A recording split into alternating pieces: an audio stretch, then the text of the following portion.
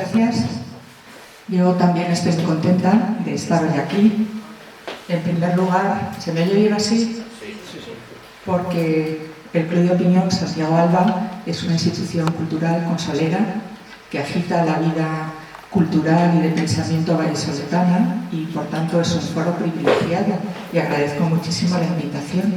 Por supuesto, en segundo lugar, porque como bien ha dicho Jesús, tenemos lazos familiares, y en tercer lugar, porque yo ya hace 30 años que vivo en Burgos y de vez en cuando pues venir, darte un paseo por la acera Recoletos, reconocer caras vallisoletanas con las que te cruzabas hace 30 años y reconocerlas y que ellas te reconozcan a ti, pues es una maravilla.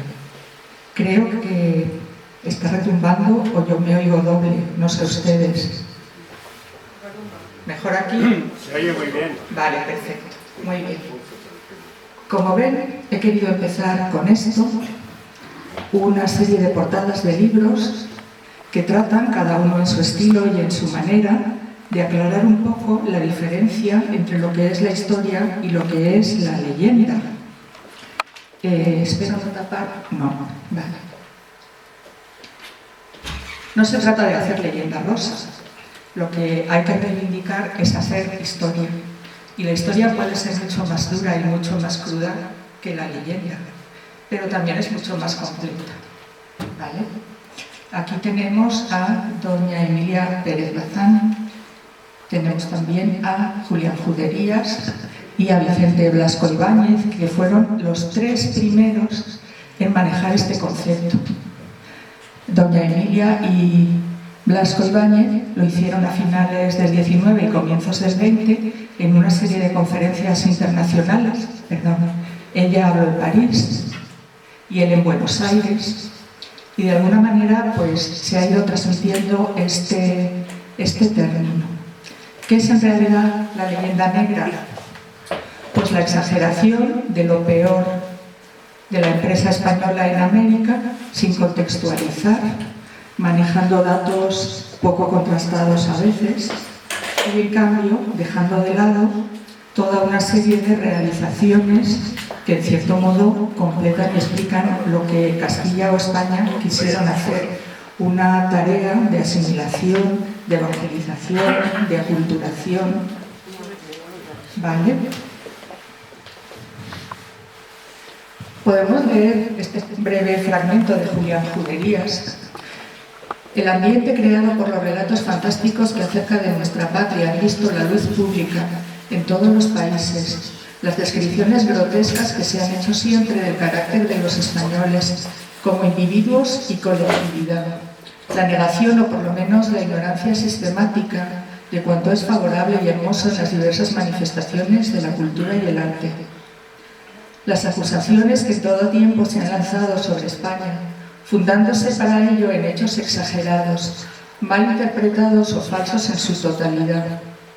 Y finalmente la afirmación contenida en libros al parecer respetables y verídicos, y muchas veces reproducida, comentada y ampliada en la prensa extranjera, de que nuestra patria constituye, desde el punto de vista de la tolerancia, de la cultura y del progreso político, una excepción lamentable dentro del grupo de las naciones europeas.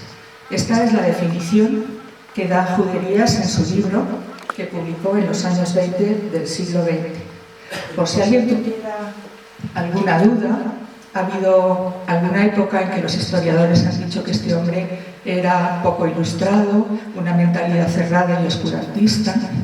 Decirles que Julián Juderías hablaba 16 idiomas, fue diplomático, estuvo vinculado con el Ateneo de Madrid, es decir, era un hombre absolutamente abierto al pensamiento, y lo que él busca denunciando todo esto es precisamente hay que buscar la verdad, y eso es lo que trató de hacer.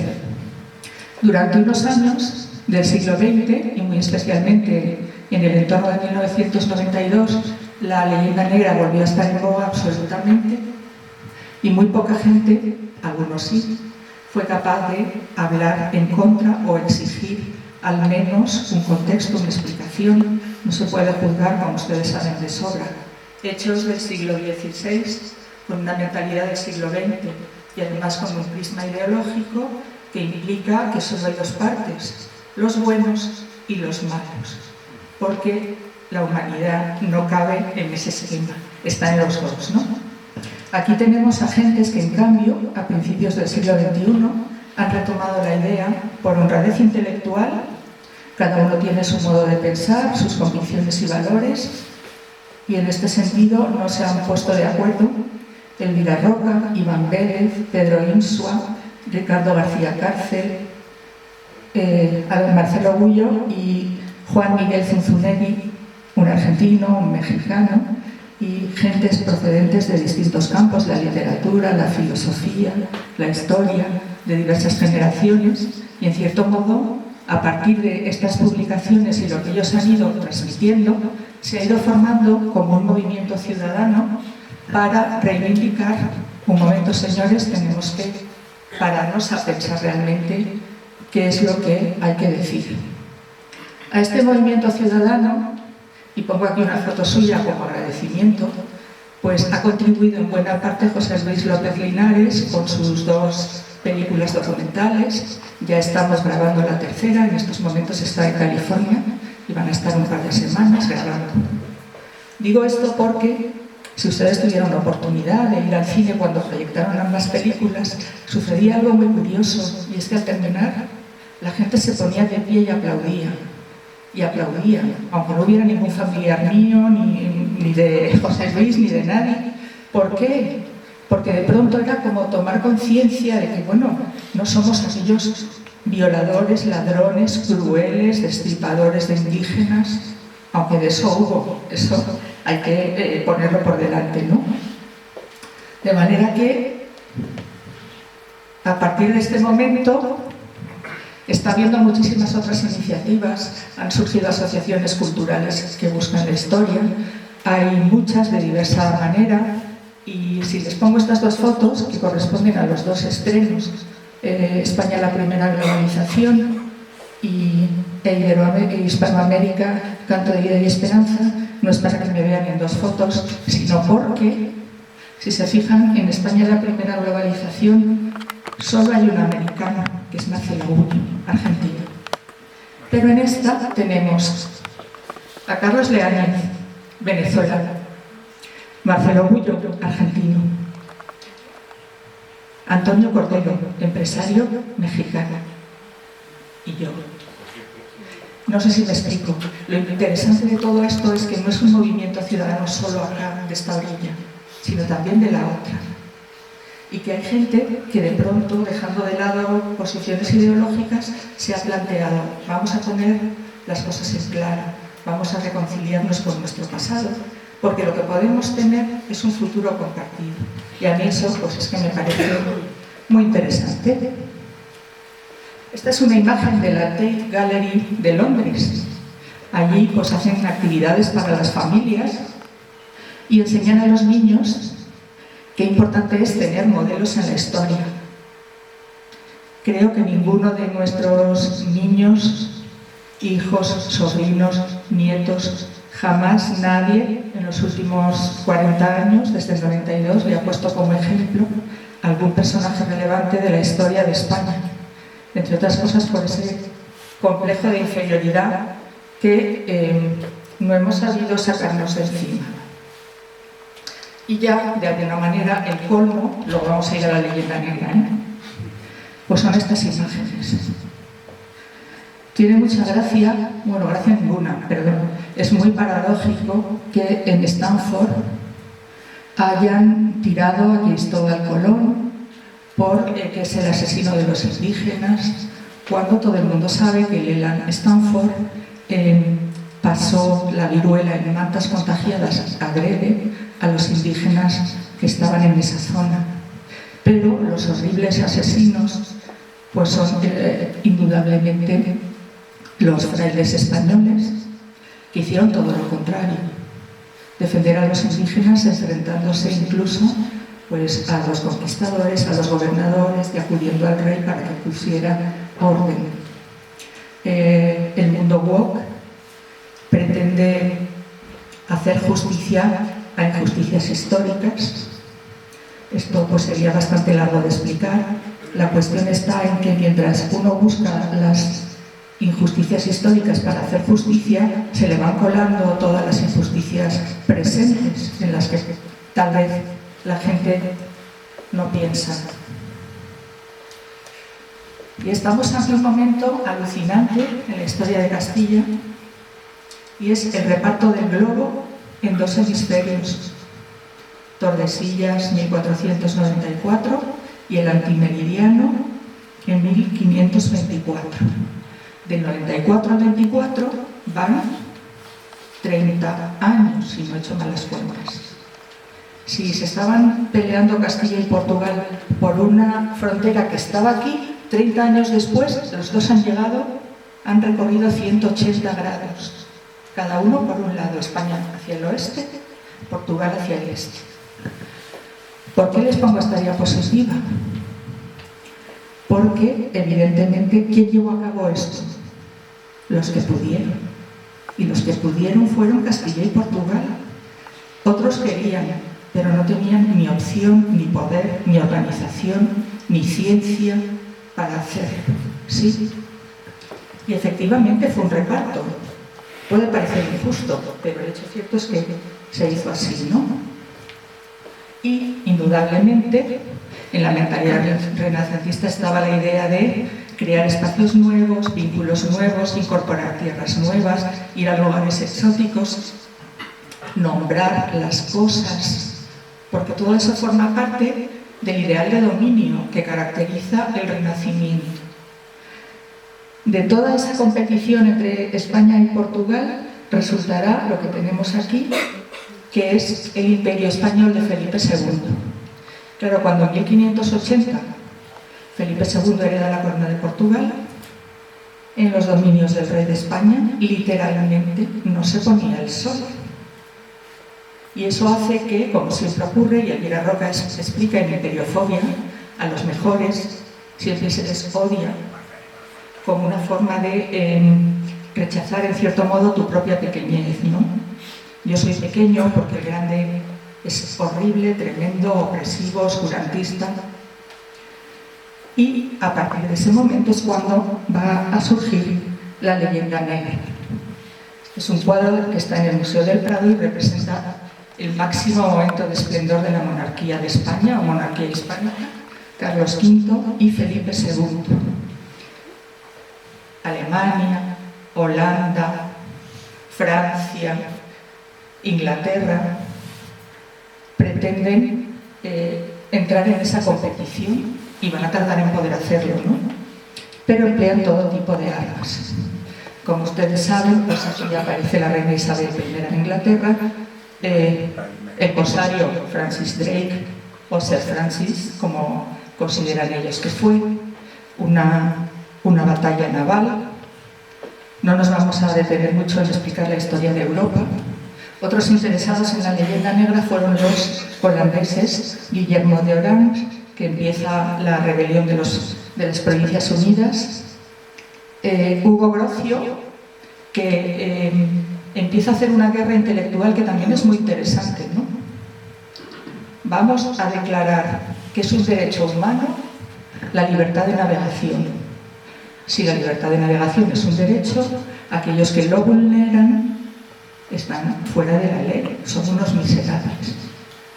Arremeten contra los espacios marítimos de Castilla, bueno, de España y de Portugal. Luego aquí, perdón, tienen una copia, la última página del Tratado de Westfalia, que fue otra manera de intentar recortar la grandiosidad de la monarquía hispánica, porque una de las teorías que se imponen en los acuerdos de Westfalia es el Estado-nación. Para que las grandes potencias no puedan seguir al nivel de expansión y dominio que tienen, vamos a poner como un principio político fundamental que cada nación solo puede tener o expresarse en un Estado. Esto es un recorrido que llega hasta el siglo XIX, pero en el fondo tiene también su base como un arma política contra la grandeza de los Habsburgo. Y luego está la Reforma. Lutero, Zwinglio, Calvino, en medio. Evidentemente, la defensora del catolicismo era España y, por lo tanto, las guerras de religión pues, fueron terribles, desgarraron Europa y, de alguna forma, pues, también difundieron la leyenda negra. Primera idea. Fuimos unos terribles malvados que llegaron a unas maravillosas sociedades idílicas para estropearlo todo. Pues supongo que a estas alturas de la vida, que hay gente joven, todos sabemos que no existen sociedades idílicas, porque una de las perspectivas interesantes de este proceso es el conocimiento de la naturaleza humana. Las culturas americanas no eran idílicas. En algunos casos eran muy desarrolladas, en otros casos eran sociedades simples, basadas en los lazos de sangre, en un sistema tribal. Esta es una imagen de un batey taíno en las Antillas. Fue la primera cultura que vieron los españoles. Aquí tenemos una reproducción de cómo pudo ser Tenochtitlan, la capital del Imperio Azteca. El Imperio Azteca, pues evidentemente fue una estructura de dominación brutal, aunque también tuvo cosas maravillosas, que esa es un poco la cuestión, ¿no? Las ciudades-estado del Maya nunca fueron un imperio, sino una confederación o federación de ciudades que a veces cambiaban de alianzas. Y el imperio inca, el Tahuantinsuyo, o imperio de los 4 puntos cardinales, que también, aunque generalmente lo conocemos en sus logros, y es interesante porque realmente estructuraron una cultura en un espacio donde es dificilísimo vivir, y eso habla de la capacidad humana de relacionarse con la naturaleza. Pero claro, la dominación que ejercieron los incas fue brutal. Trasladaban a los pueblos de un lugar a otro para arrancarles su identidad. Todo se entendería en su contexto, no tenemos tiempo de verlo, pero con estas pinceladas y estas otras, todas las culturas americanas tienen una base de hombres de clan y todas tenían, por supuesto, estipulada la manera de ir a la guerra, de reclutar guerreros, etc. ¿Para qué hacen falta guerreros si las culturas son idílicas? Y conste que yo estudié Historia de América porque me encantan las culturas indígenas. Estas culturas tenían todos estos elementos. Trabajos forzados, los Naboría taínos, la Mita incaica, las Ayas o Vírgenes del Sol incaicas. Y aquí hay que decir una cosa que es estremecedora. Los trabajos forzados que los españoles obligaron a hacer a los indios, porque les obligaron, los aprendieron en América. En España no se hacían, ¿vale?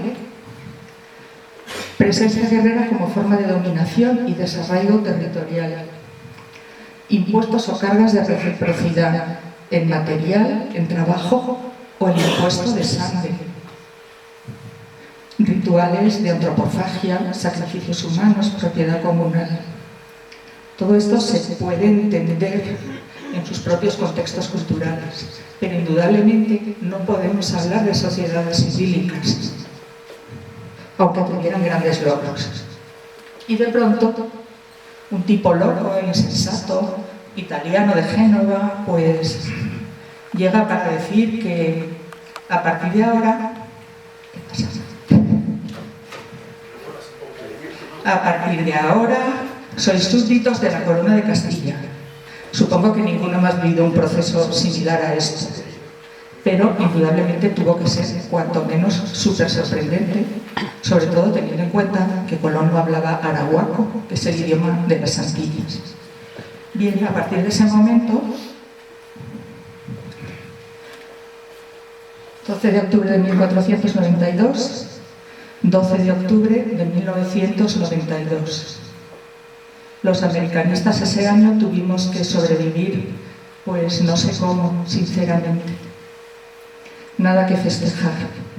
invasores, violadores, asesinos, usurpadores, crueles, sádicos, destructores de cultura, explotadores laborales y ladrones.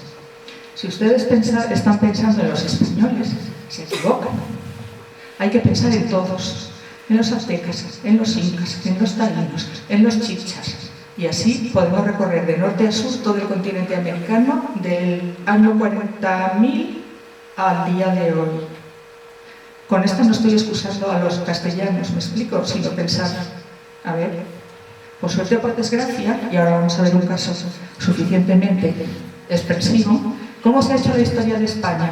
¿Cómo se explica nuestra cultura, que es maravillosa, viva, súper plural, con muchísimas influencias, con invasiones, guerras, etc.? ¿Es lo ideal? No. ¿Habría sido maravilloso que hubiera ocurrido de otra forma? Por supuesto. Pero no podemos cambiar la historia.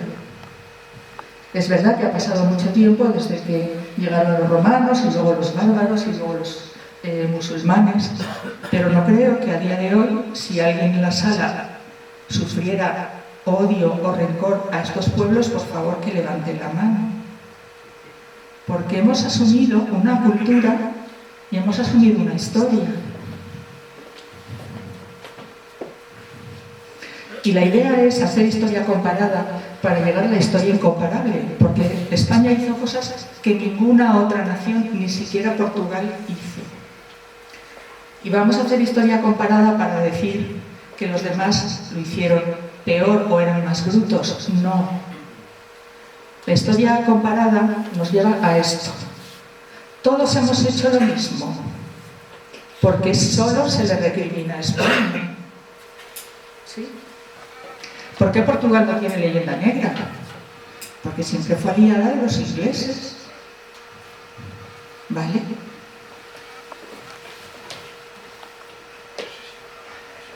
Otra cuestión. Asesinos de millones de indios. Que millones de indios murieron es verdad. Pero no porque hubiera un genocidio programado, ni porque las órdenes de la corona fueran matar a todo el mundo, no tiene el más mínimo sentido, ¿no? La verdadera causa, como vamos a ver después, fueron las enfermedades infecciosas. Algo en lo que en el siglo XVI nadie pensaba, porque nadie sabía que eso podía ocurrir.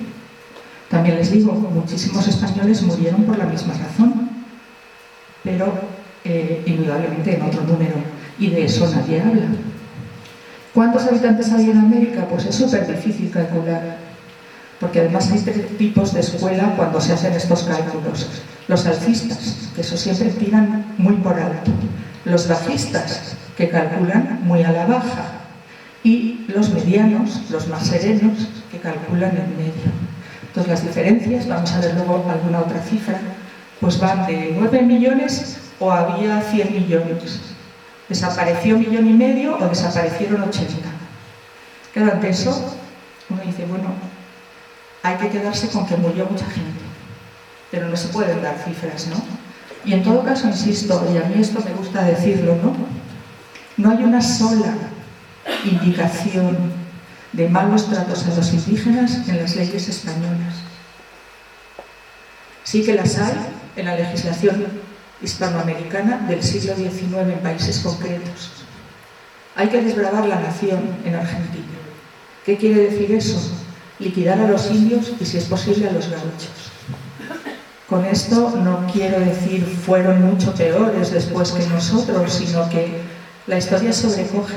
No hay una sola orden de malos tratos, todo lo contrario. ¿Pero qué sucede? Pues evidentemente que el soldado último de una hueste indiana a 5.000 kilómetros de la corte es más poderoso que el emperador Carlos V, que era el señor de Europa. Como siempre se dice de un soldado de Chile, dijo, bueno, Dios está en el cielo, el rey en España, y el que está aquí soy yo. ¿Qué quiero decir con eso? Que en el fondo estamos viendo que la perspectiva real de esta historia es la conciencia personal. Hubo gente espantosamente cruel y hubo gente increíblemente benévola, ¿sí? Pues pudo haber En México entre 15 y 20 millones, en el Perú 6, culturas colombianas 1, zonas circuncaribeñas otro. Estimaciones del declive demográfico. Hay quienes dicen que había de 90 a 112 1.492 y a mitad del 17 quedaban 4,5 millones. Cook y Bora hablan de 25 a 6,3 millones entre 1519 y 1548. Rosenblatt, que es un bajista, dice que de 13,4 millones quedaban 10 en 1650. Como les digo, lo interesante de la cuestión es asumir que hubo una catástrofe demográfica, pero indudablemente no fue un genocidio programado. Este hombre es un buen amigo, Miguel Molina, y en 1992 tuvo el valor de publicar este libro, La leyenda negra. Es un libro muy sereno que yo les recomiendo, y en él analiza un poco esta tremenda desaparición, ¿no? Y viene a decir: influyeron los factores ecológicos, se rompe la economía de subsistencia. Los españoles llegan a Santo Domingo y no quieren trabajar. Van a comer de lo que cultivan los indios. Entonces a estos les falta la comida. Y llega un día en que piensan, bueno, ¿y si dejamos de plantar? Nosotros nos morimos, pero ellos también. Y esto es algo que se puede entender. Quiebra del ecosistema con especies traídas de Europa. Bueno, luego si hay cosas que sea necesario aclarar porque no me quiero pasar de tiempo, ¿no? Toda la ganadería española tiene pezuñas. Las vacas, los cerdos, las ovejas, los burros, los caballos. Se llevaron el humus, la tierra blanda del trópico antillano. ¿Lo hicieron a posta? Por supuesto que no. Llevaron esa ganadería para que la gente comiera. Imagínense ustedes la América de hoy sin caballos, sin vacas, sin cerdos. Es impensable, ¿no? Hasta los antiquísimos anuncios de Marlboro, ¿no? El genuino sabor americano, y aparece un caballo. Y bueno, tan americano, pues sí, pero no. Depende de qué americano estemos diciendo, ¿no? Hombres de secano que llegan a un sitio donde llueve todos los días, pues se emocionan, claro. Entonces hay que talar los árboles para hacer grandes plantaciones de cereales. Los cereales se mueren a los 15 días porque hay demasiada humedad. Pero al talar los árboles influye en el régimen de lluvias. Y luego, lógicamente, como haríamos cualquiera, ¿no? Si alguien nos invade y nos impone una cultura, resistiremos.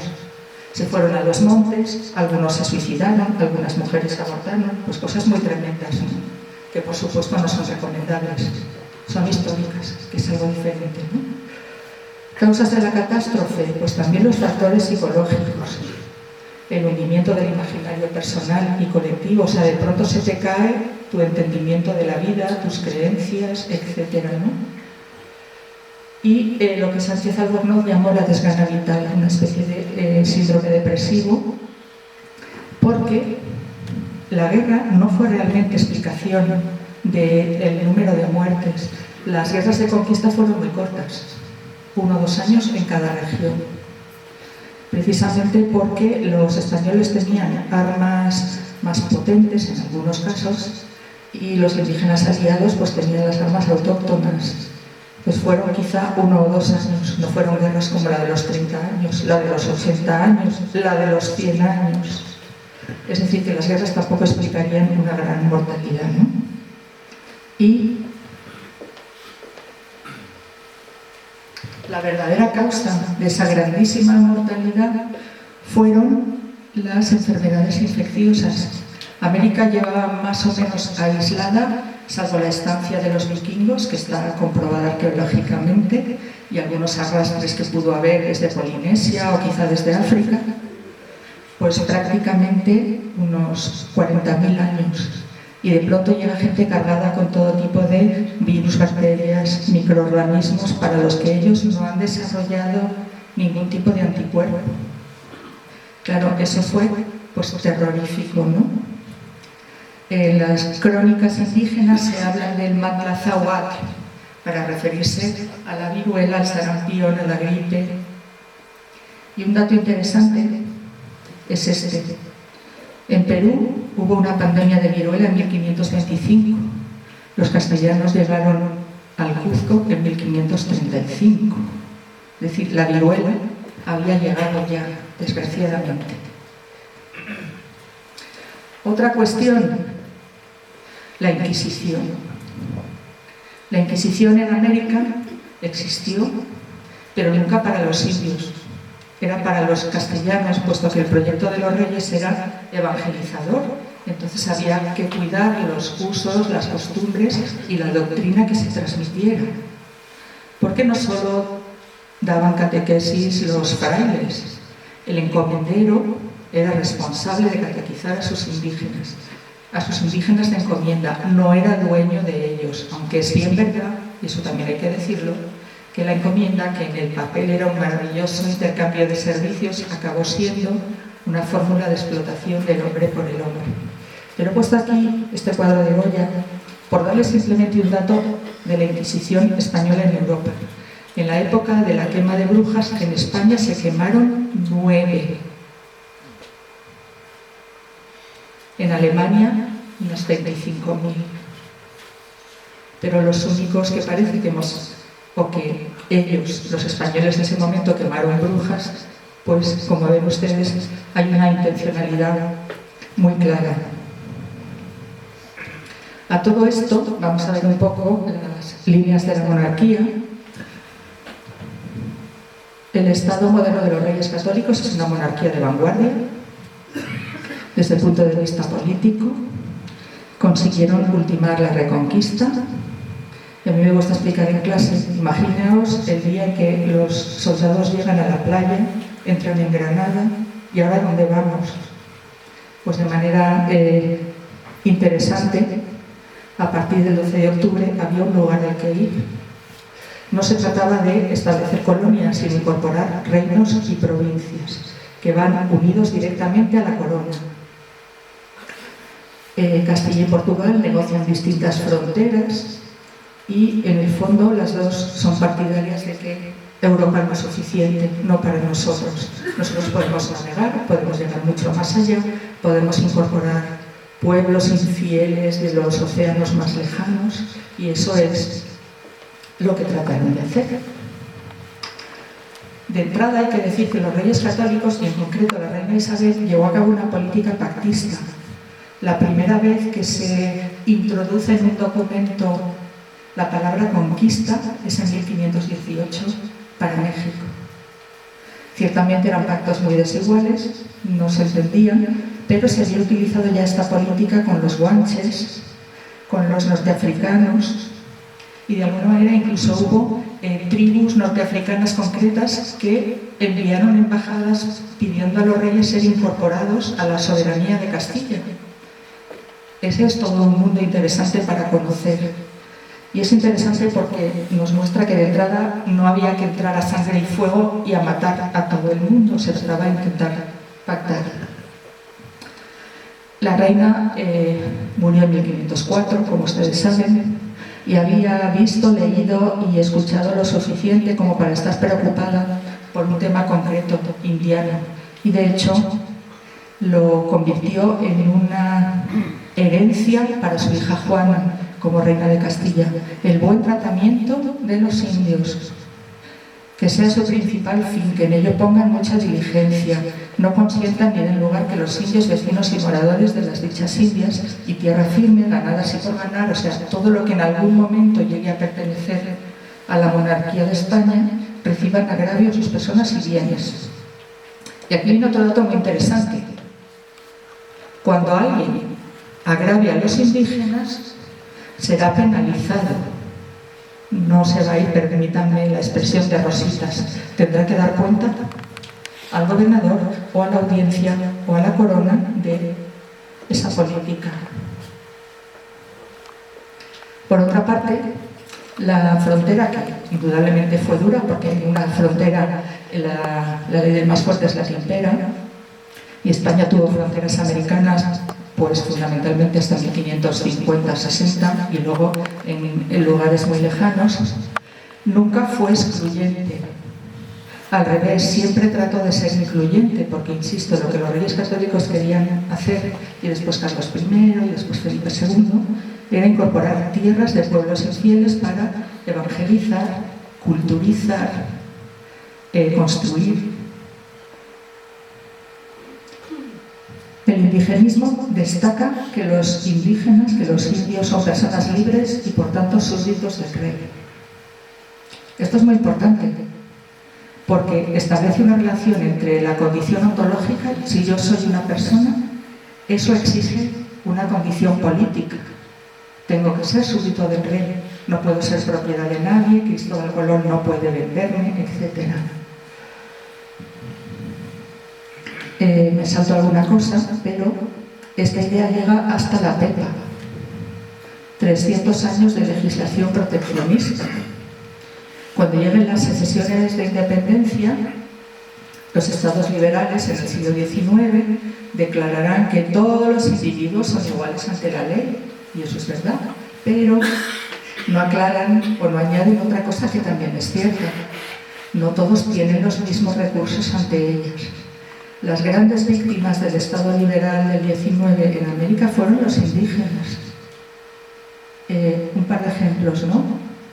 Como ahora somos un Estado nacional, una república, entregadnos vuestras escrituras de propiedad sobre la tierra, porque los indígenas en la época española tenían propiedad privada, que las vamos a reformular como ya una concesión de la república. En muchos casos eso nunca ocurrió. La república se quedó con todo, vendió esas tierras, porque había que sacarlas de las manos muertas e inútiles, algo que también nos suena en España, ¿no? Claro, pero es que el liberalismo no es compatible con el paternalismo de la corona española durante 3 siglos. Bueno, puede que el paternalismo tenga un degenerativo, pero desde luego es muchísimo mejor que la desaparición y la vulneración de muchos derechos de los indígenas y las comunidades indígenas en el siglo XIX. Además, desde los pueblos de indios se estableció la idea de crear espacios jurídicos de protección para defender a los indígenas de los españoles. Evidentemente, al final todo el mundo vivió con todo el mundo, porque si algo tiene la cultura española hispanoamericana es que es profundamente mestiza. Pero, insisto, hasta donde supo y pudo, la corona hizo todos los posibles. Evidentemente, cuando tropieza con la libertad personal, pues claro, empiezan las complicaciones, ¿no? 21 de diciembre de 1511. En la isla española, los indígenas encomendados están muriendo en un número escandaloso. Y entonces este hombre, Antón de Montesinos, decide que va a tomar medidas. Todo el convento de dominicos prepara un sermón conjunto para que no haya después responsabilidades y vienen a decir al gobernador Diego Colón, a los encomenderos y a las autoridades que ¿acaso estos hombres no son personas? Entonces, ¿cómo podéis tratarlos así? Es que no volváis a misa los domingos mientras mantengáis esta situación, porque es un grave pecado. Me ahorro todos los prolegómenos, imagínense pues la que se organizó. Los dominicos enviaron representantes a la corte y por supuesto Diego Colón hizo lo propio. Pero bueno, en el domingo siguiente el sermón fue todavía más radical. Aunque vengáis a confesar, no os podemos absolver, porque si no tratáis bien a estos hombres, se muestra que no estáis arrepentidos y por tanto no puede haber perdón. Cuando uno va a América, pues antes o después sabes que te van a preguntar de una forma más agresiva o más cortés: ¿y tú qué piensas de lo que hizo Colón, de lo que nos hicisteis? Bueno, pues los españoles, lo que nos hicieron los españoles. Digo, bueno, españoles, pues el padre de las Casas era español, el padre Victoria era español, la reina también. Es verdad que hubo algunos españoles un tanto brutos, por supuesto, pero hay que tener en cuenta que hubo muchísimas posiciones. Y aquí está el padre Vitoria, que probablemente fue el que llegó al núcleo de la cuestión, porque vino a plantear que se tenía que evangelizar pacíficamente y después ir retirando el proceso de incorporación española. Por supuesto, eso no se llevó a cabo. Y aquí tenemos una sucesión de leyes, eso que ven en la imagen es una Constitución de Cádiz, muy divertida, que se guarda en una cajita. Legislación que recoge los derechos y la protección de los indios. Las leyes de Burgos de 1512, la moderación de Valladolid en 1513, las ordenanzas de Zaragoza del 18, las de Granada del 26, las leyes nuevas de 1542. Un ejemplo. Estas leyes, para el Perú y ya para toda América, quisieron, y de hecho Carlos V abolió la encomienda. Cuando las leyes llegaron a Perú, los castellanos, las dos huestes que se estaban peleando entre ellas, se reconciliaron para combatir al rey. Y el emperador Carlos V no pudo abolir la encomienda. Sí. Tenemos que pensar que la gente que iba a América muchas veces lo dejaba todo, se jugaba todo, y que el rey dijera, bueno, pues ahora te retiro. La primera fuente de un dinero líquido que quizá nunca has tenido en el bolsillo, por respetar los derechos ajenos, les pareció una cosa excesivamente exigente. Recopilación de las leyes de Indias de 1680 y la Constitución de Cádiz, que reconoce que son españoles los nacidos en las dos orillas, en ambas orillas del Atlántico, en los dos continentes. Esa frontera inclusiva de la que les hablaba antes incluye las ciudades indianas y los pueblos de indios que tenían alrededor. ¿Por qué había pueblos de indios y de dos categorías? Porque lo que la corona hacía era asentar las poblaciones autóctonas. En el pueblo principal vivían los antiguos mandatarios, los señores principales, y en los pueblos anejos o sujetos, las gentes del común. Y hasta un cierto nivel vivían según sus costumbres, no según sus antiguas creencias, hablaban su lengua, tenían sus usos. Llegaba un momento en que dependían de un funcionario español, pero quiero decir que hasta donde entendió que podía, la corona intentó reservar y mantener esas culturas. Se les garantizó la propiedad privada que llega al siglo XIX en la mayoría de los casos, y lo necesario para una economía familiar. Se levantaron misiones y parroquias, hospitales. Aquí tenemos el primer hospital americano de San Nicolás de Bari, de Santo Domingo.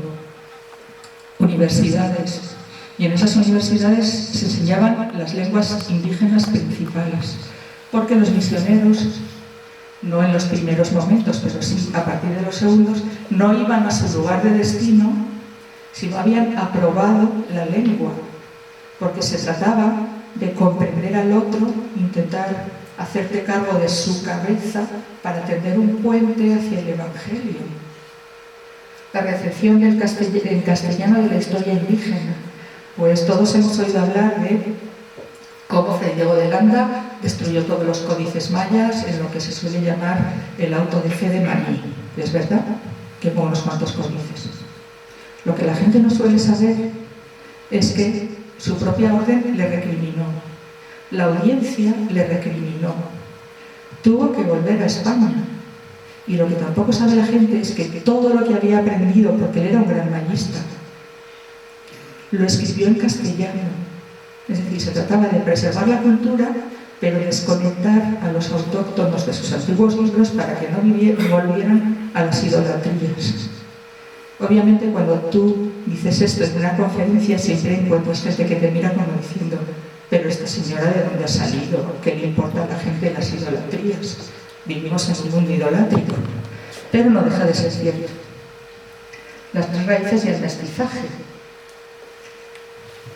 Esclavos africanos, esclavas, indígenas y castellanos. Todo el mundo se mezcló. Y aquí tengo un ejemplo que a mí me gusta mucho contar.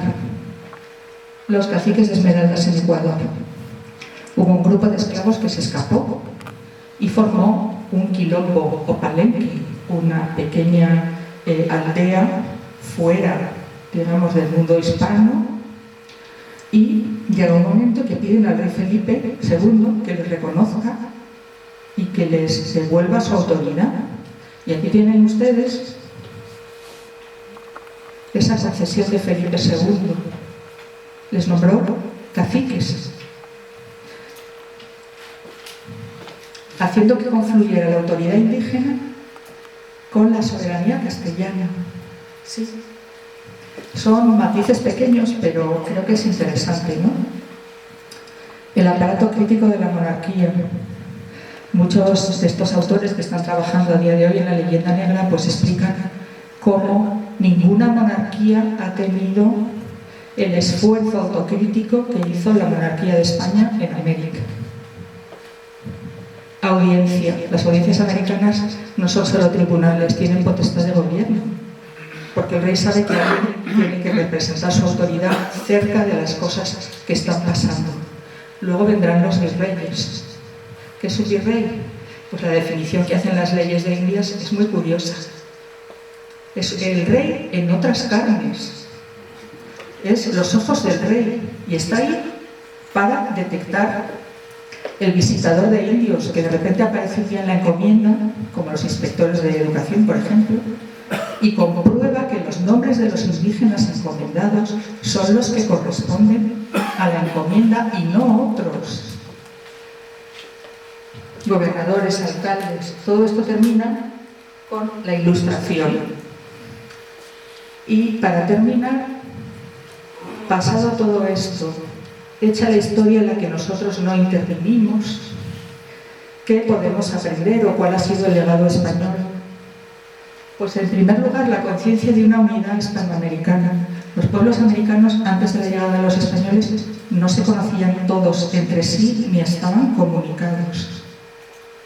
Cualquiera de ustedes que conozca a un hispanoamericano, me da igual de donde sea, enseguida toma conciencia de que ellos se sienten unidos